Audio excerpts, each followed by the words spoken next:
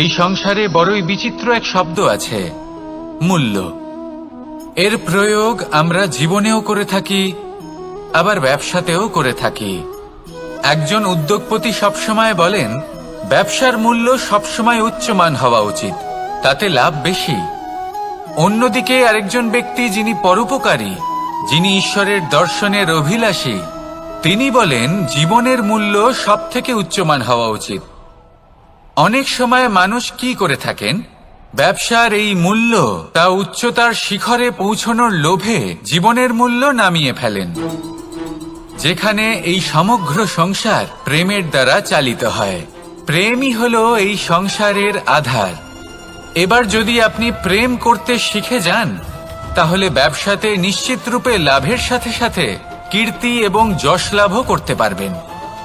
তা আমি নিশ্চিত রূপে বলতে পারি, কারণ ব্যবসাতে ওঠা নামা এসব চলতেই থাকে। জীবনকে আপনি যদি একবার উচ্চতায় নিয়ে যেতে পারেন, তাহলে তা কখনোই নামবে না। আসুন আর আমার সাথে ভালোবেসে বলুন, রাধা রাধা।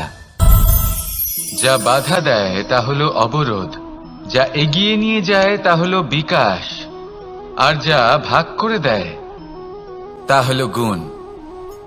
আপনি সবাইকে আনন্দ দিন, তার বদলে আপনিও আনন্দ পাবেন। আপনি সবার মধ্যে প্রেম ছড়ান, আপনিও তার বদলে প্রেমই পাবেন। এই দেখুন না, মেঘেদের দেখুন। এই যে মেঘ, এই মেঘের গুণ এইটা নয় যে এরা জল সংগ্রহ করে রাখে। এদের গুণ হলো এটাই যে এই মেঘ সকলের মধ্যে জল ভাগ করে দেয়। ধরিত্রীর এবং জগতের তৃষ্ণা নিবারণ হয়। সূর্য, সূর্যের গুণ এইটা নয় যে সে সব থেকে বেশি তেজস্বী। তার গুণ হলো এটাই যে সে নিজের তেজ সবার মধ্যে ভাগ করে দিতে পারে। ঠিক সেইভাবেই জীবনে আনন্দ, উল্লাস, প্রেম এই সব কিছুই ভাগ করে নিতে শিখুন। এটাই হলো একটা গুণ, আর তার বদলে আপনি দ্বিগুণ আনন্দ, দ্বিগুণ উল্লাস, দ্বিগুণ প্রেম অবশ্যই পাবেন। যদি আপনি এই সবকিছু নিজের কাছেই জমিয়ে রাখেন, তাহলে আপনি নিজের বিকাশে নিজেই বাধা দেবেন। আসুন আর আমার সাথে ভালোবেসে বলুন, রাধা রাধা।